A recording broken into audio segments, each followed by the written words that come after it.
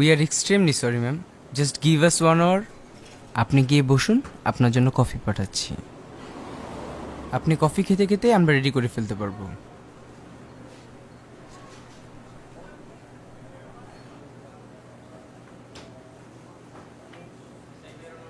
শোনো, আমার ফিরতে একটু দেরি হবে। কেক রেডি হতে আরও 1 ঘন্টা লাগবে। আগেই তো অর্ডার করা, ওরা ডেলিভারি ডেট লিখতে ভুল করেছে। এখন আর কি বলবে? Sorry madam, sorry madam.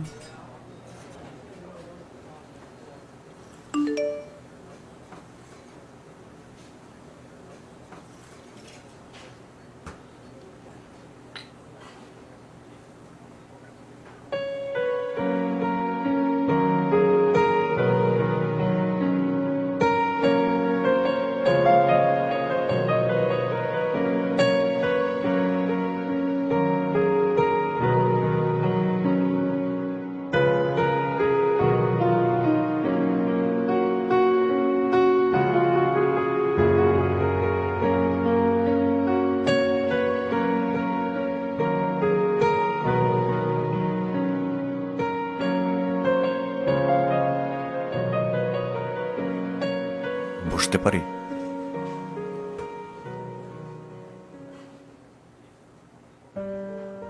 তোমার পাশে বসতে এখন অনুমতিও চাইতে হচ্ছে, তাও সেই অনুমতি ঠিক মতো পেলাম কিনা ঠিক বুঝতে পারলাম না। কেমন আছো? ভালো আছি। জানতে চাইবে না আমি কেমন আছি? হ্যাঁ, কি অবস্থা তোমার? সব ঠিকঠাক? চলছে।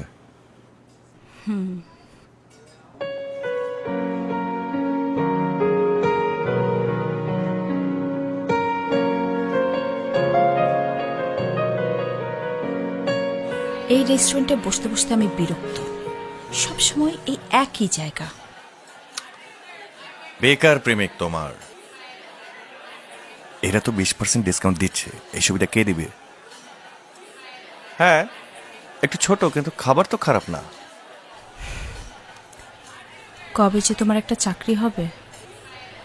কপালে যেদিন লেখা আছে সেদিন। তোমার কপালে আমি লেখা আছি তো? যিনি লেখেন তিনি জানেন। সোজা সাপটা উত্তর দাও।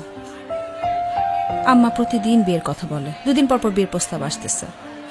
আব্বা এবার খুব জোর করছে, বলছে এরকম সময় সব সময় থাকবে না, আর ভালো বিয়ের প্রস্তাবও আসবে না। তার মানে তোমার সময় এখন ভালো। হাসবা না। শোনো, আমি প্রতিদিন ইন্টারভিউ দিয়ে যাচ্ছি, আর তোমার প্রতিদিন বিয়ের প্রস্তাব আসছে। এটা থেকে আমরা কি শিখলাম? কি? একজন বেকার প্রেমিকের চাকরি হওয়ার সম্ভাবনা যত কমতে থাকে, তার প্রেমিকার বিয়ে হওয়ার সম্ভাবনা তত বাড়তে থাকে।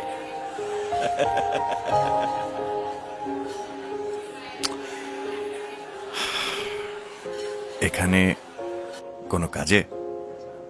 আমার বাচ্চার বার্থডে, তোর কেক নিতে এসেছিলাম। Oh, you have a baby? Congratulations. বাচ্চা কত বড় হয়েছে? Thank you. আমার মেয়ের বয়স 4।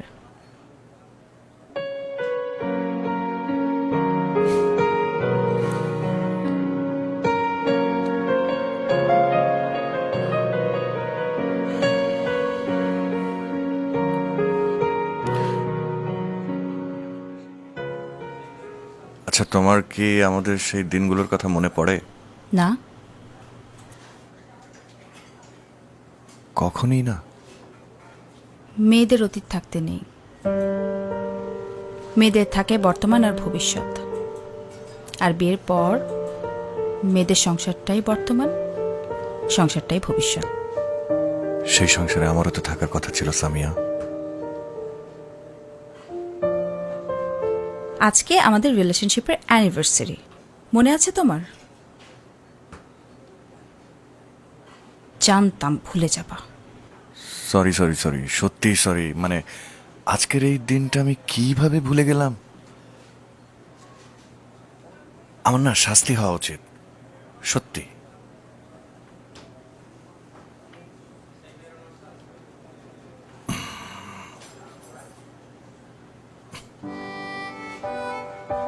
তোমার মনে ছিল? কি এটা? খোলো।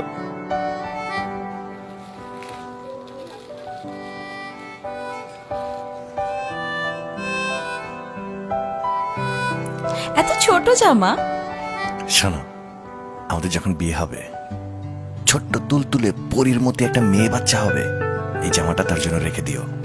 সত্যি? আচ্ছা শোনো, আমরা কিন্তু বিয়ের পর প্রথম বছরে বাচ্চা নেব, ঠিক আছে? আচ্ছা, আমাদের মেয়ের নাম কি হবে? না, এটা কিন্তু বেশি বেশি হয়ে যাচ্ছে। নাম টাম কিছু পরে ভাবা যাবে। না পরে কেন, এখনই বলো না। আরে রেখে দাও কিছু একটা। এসব নাম টাম রাখার ব্যাপারে তো তুমি বেশি এক্সপার্ট। না, তোমাকেই রাখতে হবে, এখনই বলো। আরে নাছর বান্দা, তুলতুলে বাচ্চার নাম তুলতুল টুলটুল কিছু একটা রেখে দিও।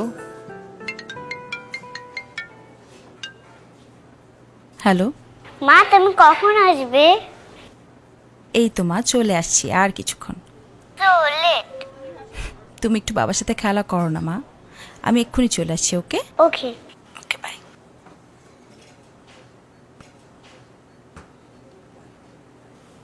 মেয়ে কার মতো হয়েছে? বাবার মতো।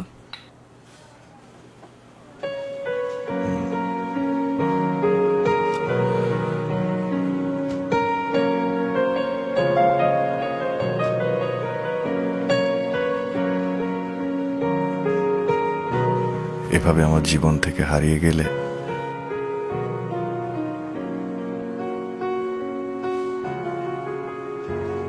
হারাতে না চাইলে ধরে রাখতে জানতে হয়। শুধুই কি আমার দোষ? তুমি সেদিন কল ধরনি কেন? তার আগে 3-4 দিন তোমার মোবাইল কেন বন্ধ ছিল?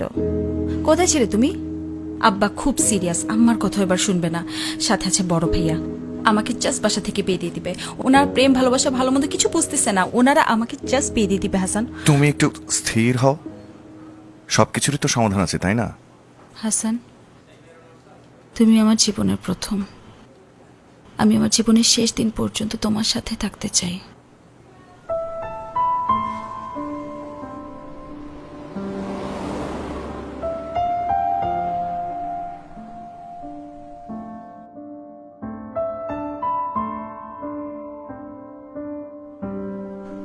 না না, ইন্টারভিউ ঠিকই ছিল, কিন্তু মনে হয় না এই চাকরিটা হবে।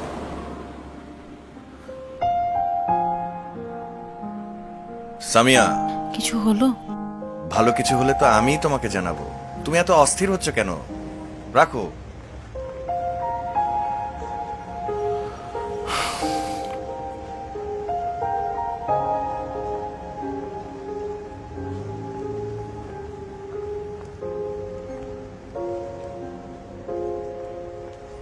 আপাতত দুই ফ্যামিলির কিছু মানুষজন নিয়ে বিয়েটা হয়ে যাক, পরে আমরা বড় করে আয়োজন করব। জি।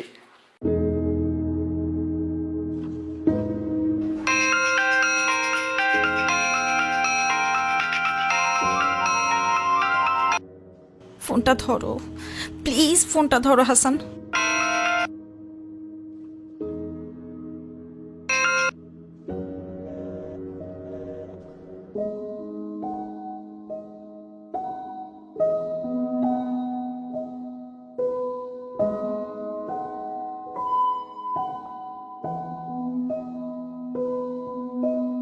দুঃখিত, কাঙ্ক্ষিত নম্বরটিতে এই মুহূর্তে সংযোগ দেওয়া সম্ভব।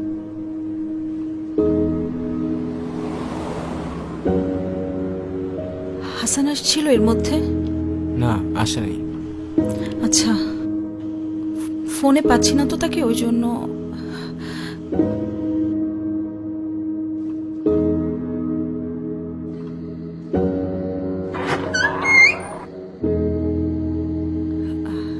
হাসান বাসায় আছে না? হাসান ভাই তো বাসায় নাই। চাকরি পাচ্ছিলাম না, তোমার কল রিসিভ করে তোমাকে বলার মতো নতুন কোনো কথা আমার কাছে ছিল না। চাকরি পাচ্ছি না, এই এক কথা কয়বার বলা যায়?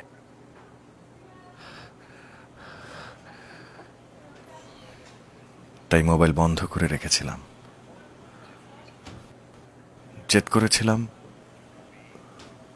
চাকরি পেয়েই তোমাকে কল করব, করেছিলামও।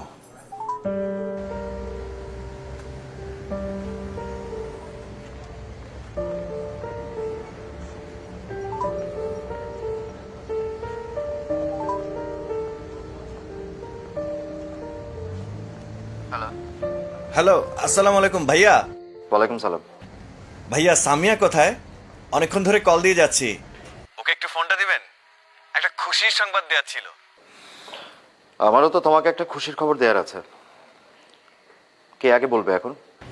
ভাইয়া আপনি বড়, আপনি আগে বলেন। আজ সন্ধ্যায় সামিয়ার বিয়ে হয়ে গেছে।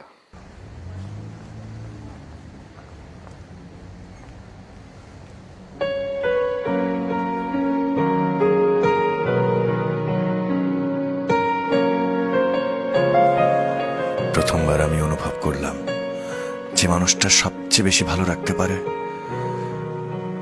সে মানুষটা সবচেয়ে বেশি কষ্টও দিয়ে যেতে পারে। এত কিছুর পরেও আমি তোমার কাছে এসে কথা বলছি, কেন জানো? কারণ সবকিছুর পরও তুমি আমার প্রথম প্রেম। এই প্রেম আমাকে হাসিয়েছে, জীবনে মনে রাখার মতো কিছু মুহূর্ত দিয়েছে এবং কাঁদিয়েছে। কিন্তু তোমার কাছে এই প্রেম মূল্যহীন। স্বামী সংসার নিয়ে সুখেই আছো।